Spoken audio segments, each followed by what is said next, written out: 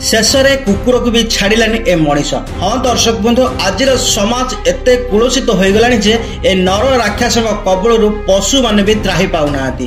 तेबे किछि लोक निजर मनर कामना पूर्ण करने किछि निर्दोष पशु मानू छाड़ूना। सेपरी उत्तर प्रदेशर लखनऊ एक घटना सामना को आसी। जड़े युवक बुला कुकुर को दुष्कर्म करथिबा घटना अंचल में चांचल्य सृष्टि करिछि। उत्तर प्रदेशर लखनऊ गोमती नगर पात्र करपुरम जड़े युवक बुला कुकुर सह यौन संपर्क रखा चेष्टा करथिला। एही समय रे केही जने तार वीडियो मध्य उत्तोलन कर देथिले। पर सेही वीडियो अंचल रे एबे भाइराल होइता। वीडियो भाइराल हाबा परे लोक माने रागी जाइथिले आ युवक को गिरफ करिया पई मध्य दाबी करिथिले। तेबे कुकुर को खाइबा देई एभली घटना घटाइछि आसामी जनक। घटनाटी गोमती नगरर पात्र करपुरम एठारे जने युवक एक कुकुर को खाद्य प्रलोभन देखाई निज पाखु डाकिथिला। जेतेबेले कुकुरटी युवक पाखु आसिला, युवक जनक ताकू बलात्कार करथिले।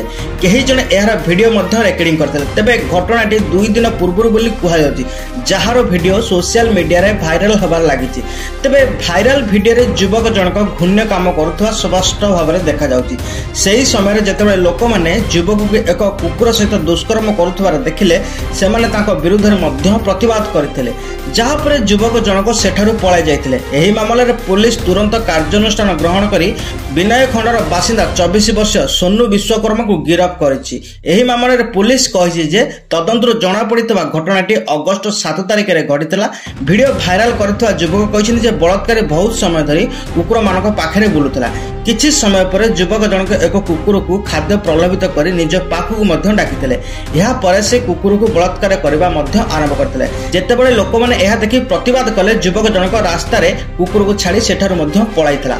परे युवकଙ୍କର वीडियो भाइराल होइतला एवं से गिरफ मध्य होउथवा एवं गिरफ पाए स्थानीय अंचल लोक दाबी करिसेंती गिरफ, जा फल मामला सत्यासत्य तदंत करी दुष्कर्मकारी को गिरफ करियो बोली पुलिस मध्य कहिछि। तबे दर्शक बंधु, एथिरे आपनकर मतामत कोन रहिछि निहात लिखिबे। आज पय रहउछि, नमस्कार।